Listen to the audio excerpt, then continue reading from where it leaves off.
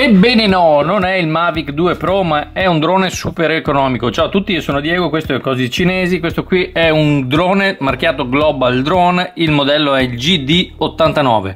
Somiglia un sacco al Mavic 2, ma in pratica non c'entra niente con il Mavic 2. La scatola è praticamente microscopica. Vediamo cosa c'è dentro e vi dico un po' come va questo drone.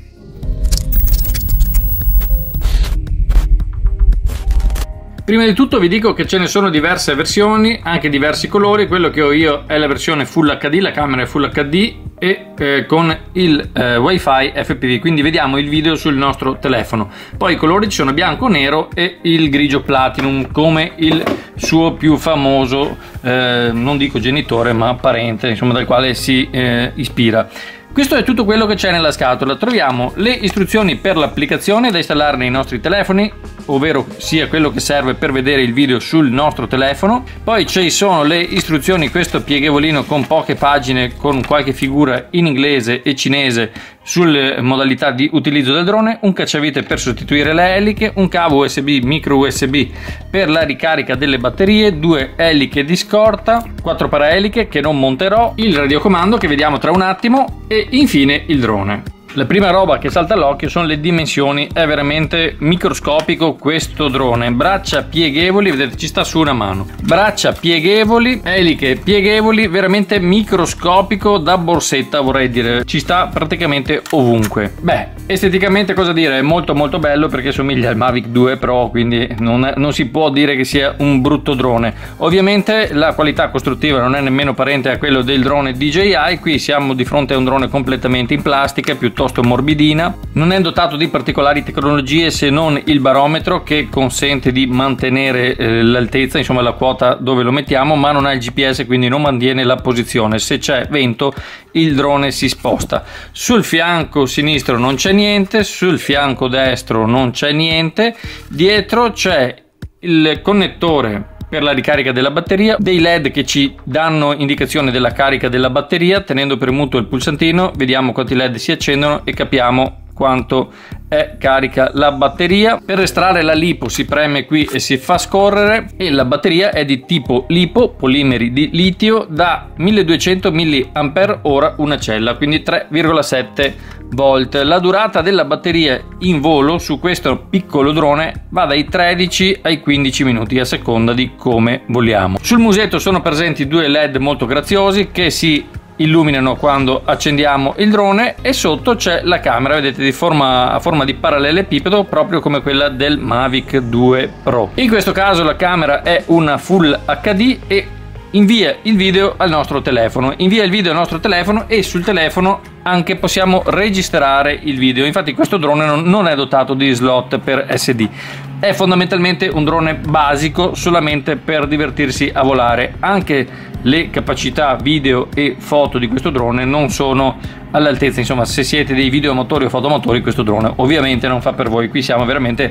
a un livello di partenza ideale per chi sta imparando a volare, vuole un drone economico, facile da portarsi appresso e anche abbastanza resistente, perché con i paraeliche installati insomma è difficilmente rompibile, visto anche il suo peso, perché circa siamo a pochi grammi più di un etto, quindi siamo sui 100 grammi, 105, 110 grammi, veramente leggero. Insomma, se vi volete divertire, fare qualche foto e qualche piccolo video senza pretese di qualità, questo potrebbe essere il vostro drone. Oppure se volete introdurre a questo hobby amici, figli di amici, insomma volete spendere poco e fare un regalino simpatico, questo potrebbe essere un drone interessante. Questo qui invece è il radiocomando, alimentato da 3 stilo AA da 1,5 volt. Ovviamente non sono incluse, sopra abbiamo questi 2 pezzi di plastica, non sono antenne, sono di pura fattezza estetica, non sono utili a niente, insomma possono essere usate eventualmente come supporto in questo modo. I pulsantini quali sono? Accensione e spegnimento del radiocomando col pulsante centrale, reset del giroscopio, quindi prima di volare potete appoggiare il drone in una superficie piana, premere quel pulsantino e si resetta il giroscopio, quindi praticamente viene fatto un po' un reset delle caratteristiche di volo del drone. Qui abbiamo i 4 pulsanti, sono i trim, se il drone ha delle tendenze, in assenza di vento, se il drone tende ad andare a sinistra, a destra, avanti, indietro, possiamo bilanciare questa tendenza di spostamento utilizzando questi pulsanti. Questo qui è il pulsante di autodecollo e autoatterraggio, il pulsante di stop dei motori di emergenza, pulsante headless mode, cioè premendo questo il drone non considera più dove ha il muso, cioè se io spingo avanti senza headless mode il drone va in questo senso, in headless mode se io spingo avanti il drone andrà avanti rispetto alla mia posizione. Pulsanti sulle spalle, quello a sinistra stampigliato speed è quello delle velocità, il drone ha 3 velocità, lento, medio e veloce, quindi può essere più o meno facile e o divertente da utilizzare, mentre il pulsante sulla spalla destra è quello per fare i flip. Si preme questo pulsante e si dà la direzione con lo stick destro e il drone fa la giravolta a 360 gradi.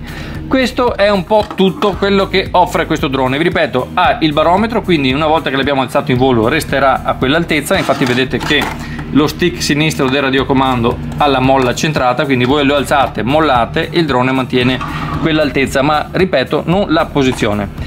Cosa fare adesso? Caricare le batterie e andare a volare. Come si procede? Accendiamo il drone, accendiamo il radiocomando, facciamo il bind col su e giù dello stick sinistro, resettiamo il giroscopio, connettiamoci al wifi, avviamo l'applicazione HFan ed eccoci che abbiamo lo stream sul telefono. Posizioniamo la camerina in una maniera che possa andarci bene, non è meccanico il movimento, quindi dovete orientarla voi a mano. Ho fatto, direi che sono pronto per partire. Tasto di autodecollo, autoatterraggio.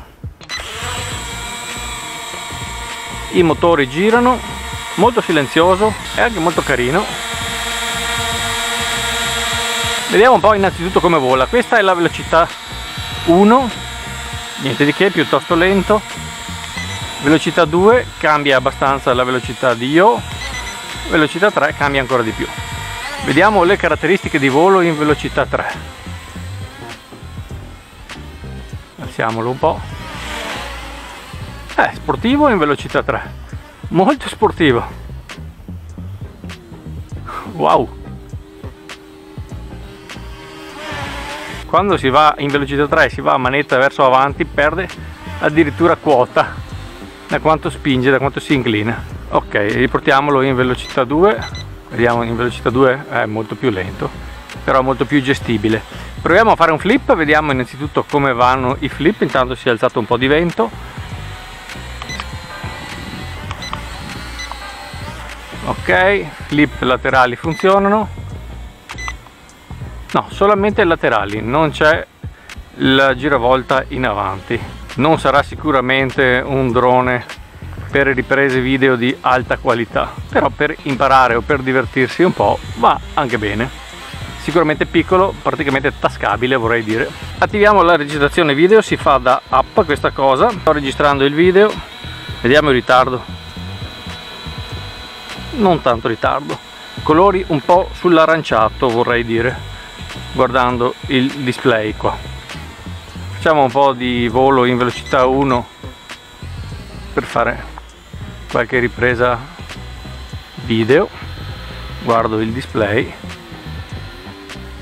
mi alzo anche un po' perché ho puntato la camera forse un po' troppo in basso.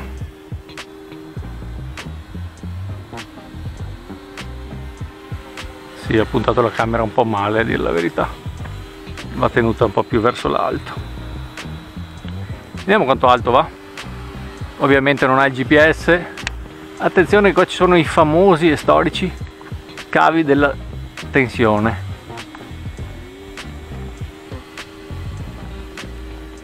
Alziamo un po', vediamo un po' quanto regge.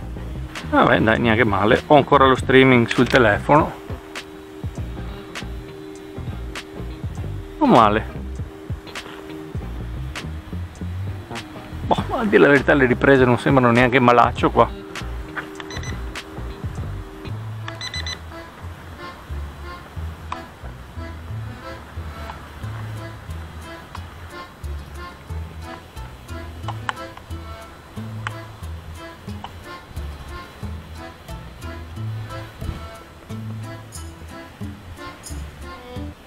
Sapete cosa è successo? Che per un qualche tipo di motivo il radiocomando non mi risponde più e mi funziona solo con gli stick virtuali del telefono. Bella storia. Ho provato anche ad spegnere e riaccendere il radiocomando. Direi che posso farlo atterrare e ripartire, perché con il display del telefono mi piace gran poco barra niente. Vabbè, intanto vi ho fatto vedere che comunque il drone è pilotabile anche con il display del vostro telefono. Proviamo a fare qualche foto.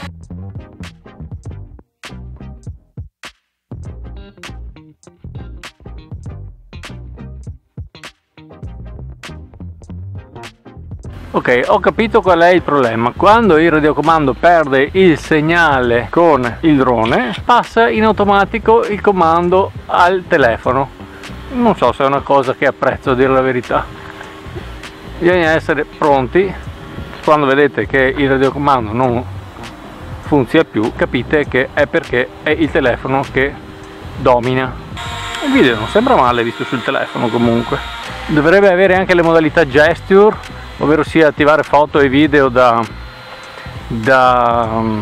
camera facendo certe posizioni con le mani, ma so già che non funzionano, quindi non perdo neanche tempo a farle. La batteria è finita, il drone scende, lo facciamo scendere. Ok, questa era la prova di questo Global Drone GD89. Caratteristiche estremamente basiche, non fa niente di che, insomma registra video e fa foto ma a livello puramente amatoriale, ideale per principianti o comunque chi non vuole investire grosse cifre. Se avete commenti scrivetemi sotto in descrizione, schiacciate mi piace, iscrivetevi al canale YouTube, arriveranno tanti video nei prossimi giorni. Ringrazio Gearbest che me l'ha fornito, trovate il link sotto in descrizione. Ci vediamo alla prossima recensione, ciao a tutti.